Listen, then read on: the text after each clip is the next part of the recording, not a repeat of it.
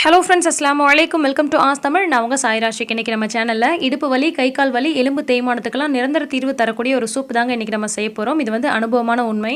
இதோட முழு பலனும் நமக்கு கிடைக்கணும்னா அதை எப்படி சமைக்கணும், எப்படி சாப்பிடணும் அப்படின்றது இந்த வீடியோவில் நான் உங்களுக்கு சொல்கிறேன். எப்படி செய்கிறதுன்னு பார்க்கலாம் வாங்க. இதுக்கு தேவையான பொருட்கள் என்ன அப்படின்றத ஃபஸ்ட்டு பார்த்துடலாம். 2 ஆட்டுக்காலை வந்து நான் முடியெல்லாம் நீக்கி அதை 1-2 இருக்கக்கூடிய முடியை வந்து சுட்டு பொசுக்கி எடுப்பாங்க இல்லையா, அந்த மாதிரி செஞ்சு நான் வந்து 2 ஆட்டுக்கால் எடுத்திருக்கேன். பெரிய வெங்காயத்தில் பாதி வெங்காயம் கட் பண்ணி வச்சுருக்கேன். அரை தக்காளி வந்து கட் பண்ணி வச்சுருக்கேன். நிறைய வெங்காயம் தக்காளி சேர்க்க தேவையில்ல. 1 டேபிள் ஸ்பூன் போல் இஞ்சி பூண்டு விழுது, ஒரே ஒரு பச்சை மிளகா, அரை டீஸ்பூன் மஞ்சத்தூள் எடுத்து வச்சுருக்கேன், அரை டீஸ்பூன் அளவுக்கு மிளகுத்தூள் எடுத்து வச்சுருக்கேன், 1 டீஸ்பூன் அளவுக்கு சீரகம் முழுசாக எடுத்து வச்சுருக்கேன், கொஞ்சமாக கொத்தமல்லி தழை, கொஞ்சமாக புதினா தழை கட் பண்ணி எடுத்து வச்சுருக்கேன். இப்போ நம்ம க்ளீன் பண்ணி எடுத்து வச்சுருக்க ஆட்டுக்காலை சின்ன சின்ன பீஸாக வந்து கட் பண்ணி எடுக்க போகிறோம். ஆட்டுக்காலை வந்து எப்படி க்ளீன் பண்ணுறது அப்படின்ற வீடியோ உங்களுக்கு வேணும் அப்படின்னு சொன்னால் கேளுங்க, நான் உங்களுக்கு போஸ்ட் பண்ணுறேன். இதை க்ளீன் பண்ணுறதுக்கு பயந்துக்கிட்டே நிறைய பேர் வாங்கி சமைக்கிறது இல்லைங்க. ஆனால் இதில் அவ்வளோ சத்து இருக்குதுங்க. பழங்காலத்துலலாம் பார்த்தீங்கன்னா உடம்புக்கு ரொம்ப முடியாத போது இதை தான் வந்து சமைச்சு சாப்பிடுவாங்க. அவ்வளோ வந்து எனர்ஜெட்டிக்காக இருக்கும்.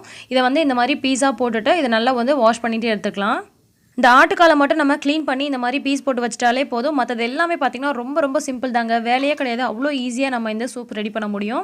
இப்போ ஒரு ப்ரெஷர் குக்கரில் நான் வந்து கட் பண்ணி வச்சுருக்க ஆட்டுக்காலை போட்டுட்டு அரை வெங்காயம் கட் பண்ணி வச்சுருந்தோம் இல்லையா, அதை போட்டுக்கிறேன். அரை தக்காளி கட் பண்ணி வச்சுருக்கேன், அதையும் சேர்த்துக்கிறேன். இதுக்கு வந்து அதிகமாக வெங்காயம் தக்காளி சேர்க்கக்கூடாது. இப்போ நம்ம கட் பண்ணி வச்சுருக்க புதினா கொத்தமல்லி தழையை சேர்த்துக்கலாம். ஒரே ஒரு பச்சை மிளகா, அதை வந்து உடைக்காமல் முழுசாக போட்டுக்கலாம். கீறி விட்டு போட்டுறாதீங்க, அதில் ரொம்ப காரம் இறங்கிடும். முழுசாக போட்டோன்னா நல்லா டேஸ்ட்டாக இருக்கும், ஆனால் காரம் ரொம்ப இறங்காது. இப்போ 1 டேபிள் ஸ்பூன் போல் இஞ்சி பூண்டு விழுது சேர்த்துக்கலாம். 1 டீஸ்பூன் அளவுக்கு முழுசாக வந்து சீரகம் சேர்த்துருக்கேன். அரை டீஸ்பூன் அளவுக்கு மிளகுத்தூள் சேர்த்துருக்கேன். ஃப்ரெஷ்ஷாக வந்து மிளகு வந்து 1-2 இடித்து போட்டால் கூட நல்லா டேஸ்ட்டாக இருக்கும். அரை டீஸ்பூன் போல் மஞ்சத்தூள் சேர்த்துக்கிறேன். தேவையான அளவுக்கு உப்பு சேர்த்துக்கலாம். சில பேர் ஃபுல்லாகவே வேக வச்சு எடுத்ததுக்கப்புறமா உப்பு சேர்ப்பாங்க. அந்த மாதிரி சேர்த்திங்கன்னா ஆட்டுக்கால் சாப்பிட்றதுக்கு டேஸ்ட்டாகவே இருக்காது. இப்போ இதில் 4 கப் அளவுக்கு தண்ணி சேர்த்துக்கிறேன். தண்ணியாக இருக்கும்னு நினச்சிங்கன்னா கொஞ்சம் நல்லா தண்ணியாகவே சேர்த்துக்கலாம். இது வேகிறதுக்கு கொஞ்சம் நல்லா டைம் எடுக்கும், அதனால் கொஞ்சம் எக்ஸ்ட்ராவே வந்து தண்ணி சேர்த்துருக்கேன். இப்போ இந்த மாதிரி ஒரு முறை நல்லா கலந்து விட்டுட்டு நம்ம குக்கர் விசில் போட்டு மூடிவிட போகிறோம். இது நல்ல பஞ்சு போல் வெந்து வந்தால் தான் சாப்பிட்றதுக்கு நல்லாயிருக்கும். வீட்டில் இருக்க வயசானவங்களும் சரி, நம்ம வீட்டு குழந்தைங்களும் சரி நல்லா வந்து விரும்பி சாப்பிடுவாங்க. ஸோ ஒரு 8லேருந்து 10 விசில் போல் விட்டுக்கோங்க, அப்போ நல்லா வெந்திருக்கும்.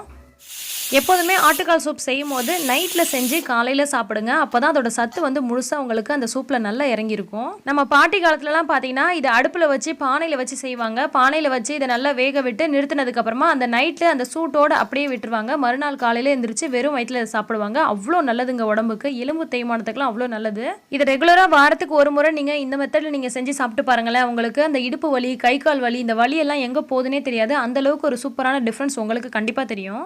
வேலையும் பார்த்தீங்கன்னா ரொம்ப ரொம்ப ஈஸி தான். வதக்கணும் அரைக்கணுன்ற எந்த வேலையுமே கிடையாது. அப்படியே எல்லாத்தையும் மொத்தமாக போட்டு நம்ம வேக விட போகிறோம். எண்ணெய் வந்து துளி கூட நம்ம சேர்க்க வேண்டியது இல்லைங்க. அந்த ஆட்டுக்காலில் இருக்கக்கூடிய அந்த எண்ணெயே பார்த்தீங்கன்னா நமக்கு வேகும் போது இந்த மாதிரி வெளியாகிடும். இதை சில பேர் வதக்கி விட்டு செய்வாங்க. அந்த மாதிரி செய்யும் போது நல்லா இருக்காது. இதை இப்படி தான் செய்யணும். இதை நீங்கள் நைட்டு செஞ்சு காலையில் வெறும் வயிற்றில் குடிக்கலாம். அப்படி இல்லைனா காலையிலேயே செஞ்சுட்டு சாயந்தரம் ஒரு 6-7 மணி போல் லைட்டாக சூடு பண்ணி இளம் சூட்டோட குடிச்சிங்கன்னா அவ்வளோ உடம்புக்கு நல்லது. அவ்வளோ சூப்பராக இருக்குங்க குடிக்கிறதுக்கு. நான் காலையில் செஞ்சு சாயந்தரம் மழை பெய்யுற டைமில் லைட்டாக சூடு பண்ணி கொடுத்தா குழந்தைங்க ஜாலியாக சாப்பிட்டாங்க. ஸோ நீங்களும் செஞ்சு சாப்பிடுங்க. இந்த ரெசிபி உங்களுக்கு பிடிச்சிருந்தா லைக் பண்ணி மற்றவங்களுக்கும் ஷேர் பண்ணுங்கள். இன்னும் பல சூப்பரான டிப்ஸ் அண்ட் ரெசிபிஸ் உடனுக்குடன் தெரிஞ்சுக்க ஆஸ் தமிழ் சேனலை சப்ஸ்கிரைப் பண்ணுங்கள். எல்லா புகழும் இறைவனுக்கே. நன்றி.